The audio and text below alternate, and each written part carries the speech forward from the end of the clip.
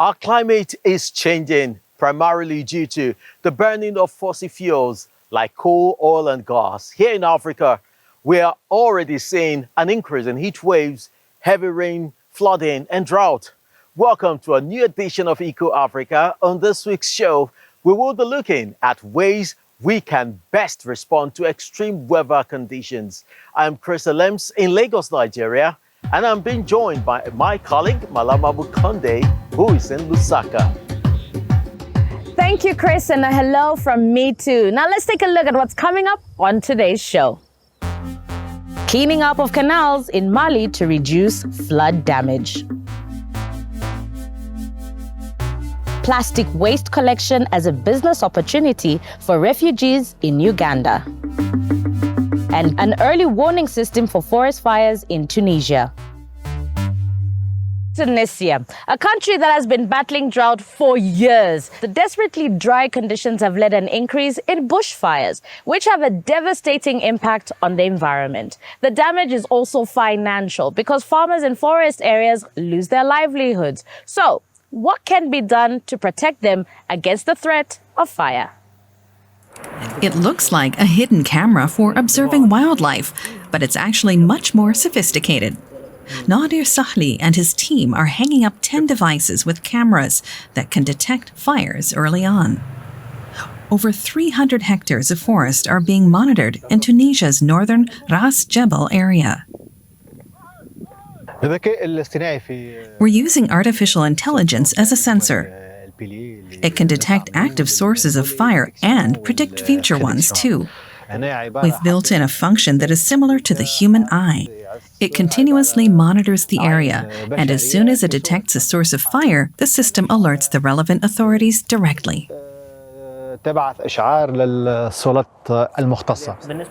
But right now, it's still in the test phase, so the information is only sent to the startup. These sensors enable us to monitor the condition of the forest and track its development throughout the year. This means we can create an intelligent map of the forest, showing which areas have a high fire risk, where plants and trees are especially dry. Tunisia is getting less rain overall and longer periods of drought. In the last decade, the amount of land scorched by fire was nearly 20 times higher than normal. Around a third of the country is still forested, and about 1 million people live in the forests. Right now, they and local foresters are just left to fight fires as they occur.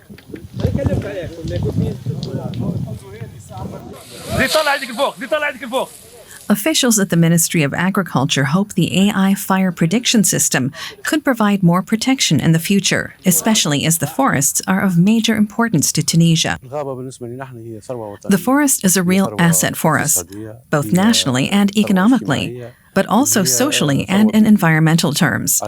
With 1 million people living in this ecosystem, it's our responsibility to guarantee them a safe place to live.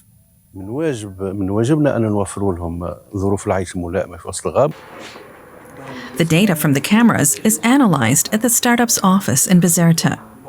The company is also working on the next step, a system to quickly inform foresters of any fires. We're currently in the process of developing a mobile app to simplify the work of the foresters. At our head office, we'll put the latest information directly into the app, which the foresters can then access either on their computer or cell phone.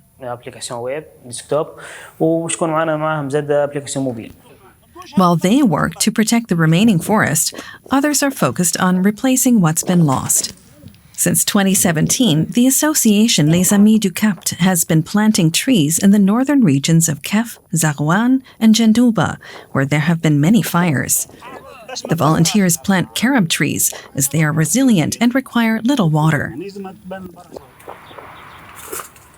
Forestry researcher Abdelhamid Khaldi is urging the authorities to support these initiatives.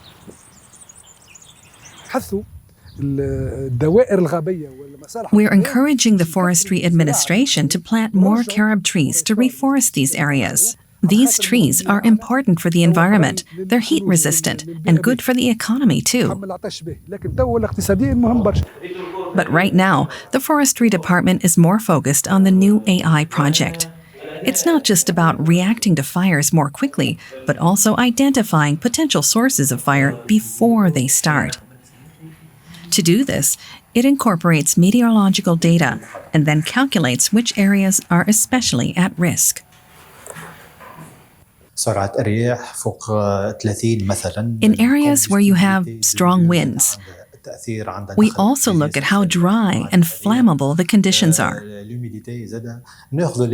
We then analyze these parameters to determine whether it's a risk area or not.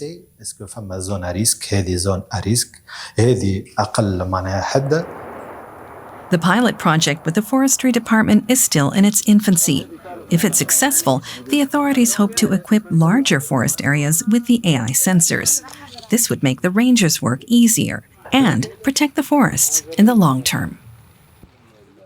Our next report takes us to Mali, which was hard hit by unusually heavy rainfall in late 2024. In the capital, Bamako, a group of young activists mobilized to cope with the effects of the extreme weather and avoid such devastation again. Time for this week's Doing Your Bit.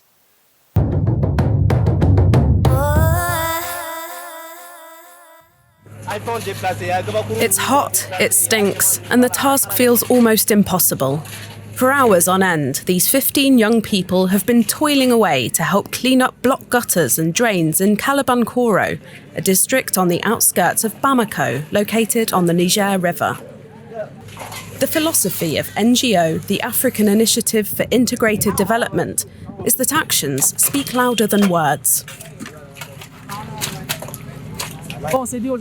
We believe that if others followed our example, we would have far fewer problems associated with climate change, including less flooding. With our campaign, we also want to prevent the use of plastic bags, which massively pollute the environment. The team is highly motivated and determined. This is what it looked like here just a few months previously. Bamako experienced the worst flooding it has seen in decades. More than 70 people died, around 150 were injured, and more than 250,000 people lost their homes. Thousands of livelihoods were destroyed. Maury Kalapo was among those affected. The situation was terrible, and it still is. You can see the state of my house. I used to live here with my family, but the house collapsed. I didn't know where to go. We're still suffering badly. Clearing away the dirt, clogging up the sewers is one thing, but if that were all the young activists did, the gutters would flood again as soon as the next rain came. They also collect trash and take it to the city's largest rubbish depot and help to separate it. What we're doing is turning the trash into cash.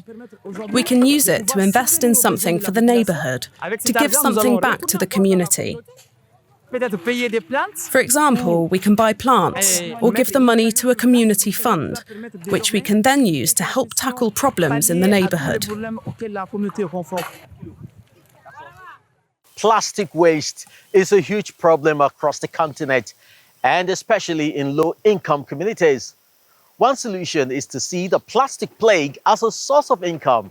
Our next report takes us to a refugee camp in Uganda, where people are turning trash into cash and proving that collecting waste can be empowering. Life in a refugee camp in Uganda is anything but easy. But Doris Kavira has now found a way to earn money collecting plastic bottles.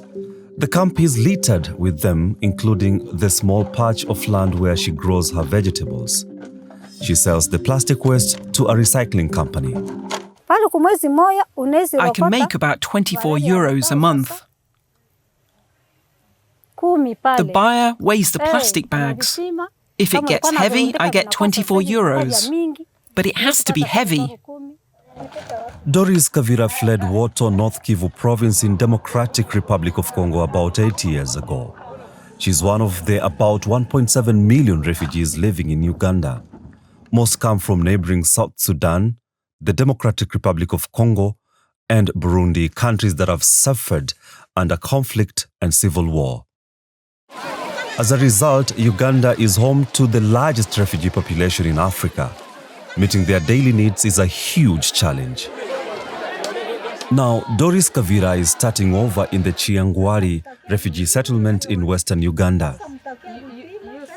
There is a waste collection point close to her from her garden. The payment arrives as points on her mobile account. She can use them to make purchases in shops or get a cash disbursement. If people bring more plastics, it helps our environment. The plastic choke the environment. The plastic destroys the soil fertility. The soil loses its fertility. If we continue to collect plastic, the soil will regain its fertility. Turning plastic recycling into a business, that was the idea of entrepreneur Frank Kimugisha. He and his team also developed the app, which went online a year ago in 2 locations in the city of Jinja in eastern Uganda and here in the refugee camp in west of the country. And for EcoPlastile, this is just the beginning.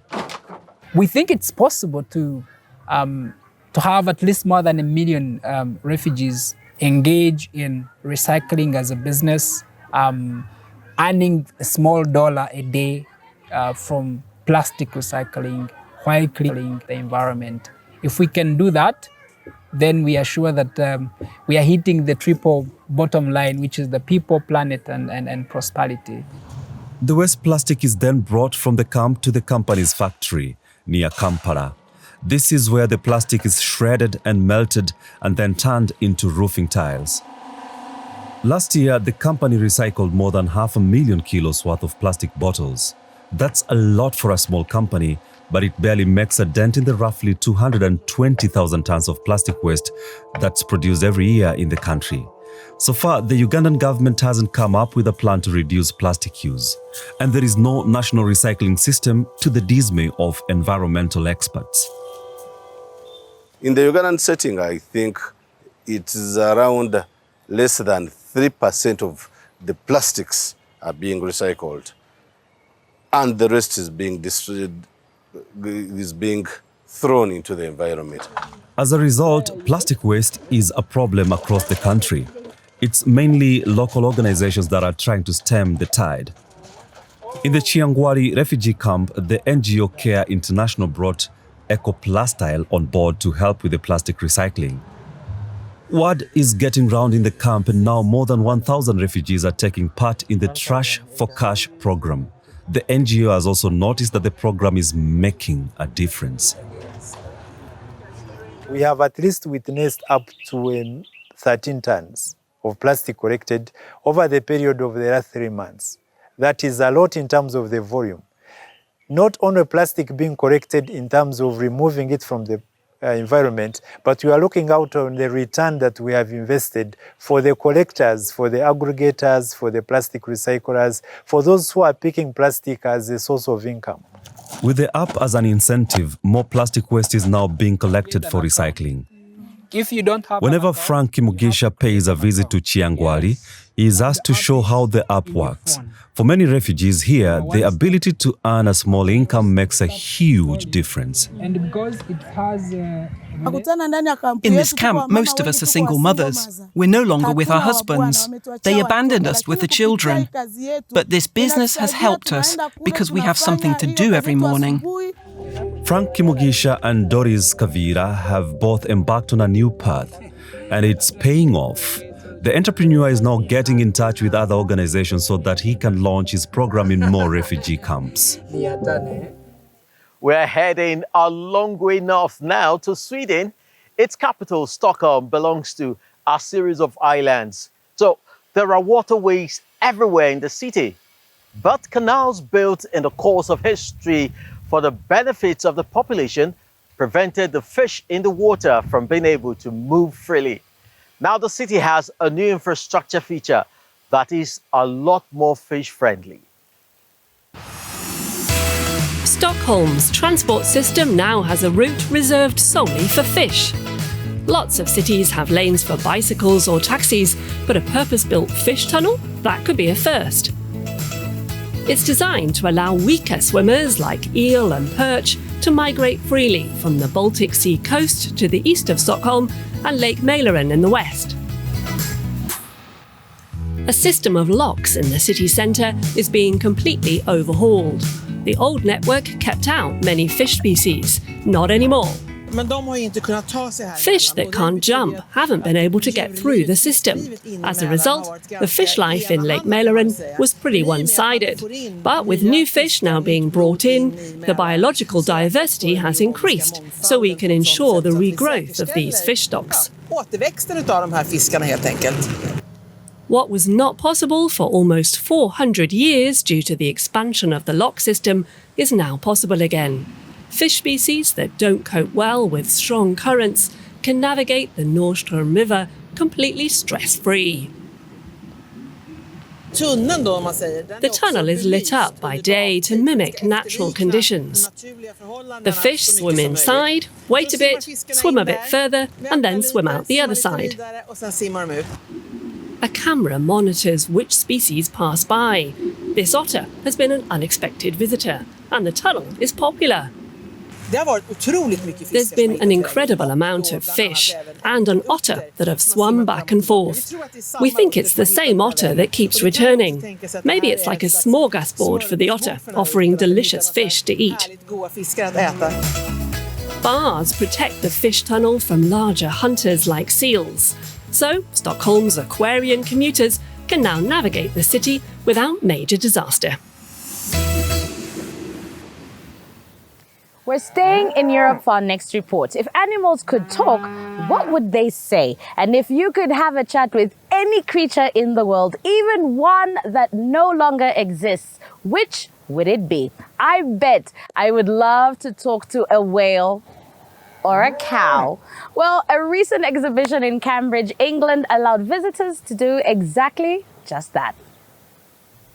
A mammoth, extinct for about 4,000 years. The quagga, a zebra relative, also long gone, as is the Tasmanian wolf. Where did they live? And above all, why did these species die out? At the Zoology Museum in Cambridge recently, you could just ask them in person, like this flightless dodo bird, and you were guaranteed an answer. I flourish on the curious energy of visitors. I was wondering if you could tell us how you became extinct. The world we knew, with its specific ecosystem, is no longer the same. Life on Mauritius was idyllic until the late 1500s, when humans arrived with settlers and sailors. The conversations were made possible with the help of AI. Visitors received the right answers to their questions via an app. It's like dancing to nature's most eclectic symphony. Imagine this. In this way, they can ask whatever they like. And that's really, really valuable. I think they can have an actual conversation with an animal, with a specimen. And that, I think, brings it to life in a really different way than a normal museum exhibit might. Silent skeletons finding a voice, closeness and emotions instead of cold, dry facts. That was the idea behind this experiment, as well as a bit of humor. Could you tell us what your favorite piece of music is? Music. In my day, we danced to the rhythm of the forest, the rustling leaves, the gentle sway of the palm fronds, and the distant calls of fellow creatures. Visitors were able to interview a total of 13 different species in the museum, including some that are not yet extinct. A fin whale, for example, or a cockroach. The animals could even adapt to the questioner's individual background. People tell the animal what age they are, so it speaks back to them at a kind of age-appropriate level. It speaks in 20 different languages, so you can, whoever you are, you can come and ask it a question. You can type in your questions, or you can use voice. So it's very inclusive. The experiment lasted a month, and it's now being evaluated. But one thing already seems clear: AI can make an important contribution to better understanding animals and their habitats. Now to Ghana. Making space for farmland is a key driver of deforestation, but it's not the only one. Illegal sales of protected timber can be a community's sole source of income. Once a pioneer in forest conservation, Ghana has lost most of its woodlands. Now, sustainable forestry advocates for raising local people's awareness about the natural resource. The scene of the crime, where perpetrators began secretly chopping down trees but were then chased away. Kevin Ininkwe and Frank Adade want to protect Ghana's forest, and they've succeeded here in the Ashanti region. People came in to mine illegally, and it's per report from one of the monitors that actually brought about we stopping them from mining. And we even realized that this mining activity, the Minerals Commission knew nothing about it. So when we got the Minerals Commission involved, they actually did the needed stuff from them, and this came to a halt. So we could see that it's only a portion that got destroyed, and the remainings are still there. So at least all their alerts are very, very useful. Frank Adade lives close by. Back then, he raised the alarm. An app on his cell phone lets him report illegal logging and forest fires. The report is sent directly to the headquarters of Civic Response Ghana. The NGO started the monitoring program. It then informs the authorities so that they can respond directly. This app is in two phases, or it has two interfaces. We have the web interface and that of the mobile interface. The mobile interface is basically for reporting forest disturbances, and that is that is the one the community monitors use. Yao Asite also lives in the Ashanti region, in the Abuabuja community not far from the Kanwe forest. He grew up here, and he and his family live from the forest, where they also grow vegetables and palm oil trees. We used to be able to hunt and gather animal products in the woods, but the destruction of our forest has deprived us of all these things. This has had a negative effect on our livelihoods. Rain doesn't used to be a problem either, but now there is hardly enough rain for our crops. And people are cutting down our trees with chainsaws. They are burning them to make charcoal. So we are really suffering. He has joined the forest conservationists to try to put a stop to it. He attends Civic Response Ghana's monthly meetings. The group is now active throughout the country's forest conservation areas. Kevin Kwe and Frank Adade are always joined by newcomers who live near the woods. They explain how the app works and talk about what else each person can do to protect the forest. After they taught us how to report these incidents, there was a significant reduction in some of these negative human activities in this community. Such measures are long overdue as Ghana continues to lose forest cover. The Food and Agricultural Organization FAO estimates the West African country has lost around 20% of its forest areas in the last 20 years. When you talk about the regulatory agencies like the Forestry Commission, they have some limitations. For example, in terms of logistics, to even be able to monitor what is going on in the forest. The forest is vast, some areas are difficult to access. So the forest guards, range supervisors, and other officers of the Forestry Commission, they have these challenges of movement. The non-governmental organizations app could become key to protecting the forest. The rate at which these things used to occur has reduced. And then it has also increased communities' interest or willingness to protect forests, because through this process, communities' attention have been drawn to series of benefits that they stand to gain. Yao Asite will definitely keep campaigning to save the trees. After all, he and his family only have this one forest from which to feed themselves. As for everyone who lives near Ghana's woodlands, protecting the forest also secures their own lives. That's it for today's show. What did you think of it? We love hearing from you. You can write to us at eco@dw.com, and you can find more reports about sustainability on our continent and beyond by searching for EcoAfrica online. I am Chris Elems in Lagos, Nigeria. Bye for now. Thanks, Chris. It's goodbye from me too. Malama Mukonde in Lusaka. Thanks for watching. I hope we've given you something to think about and that you will join us here again on EcoAfrica for more inspiring environment stories next week. See you then.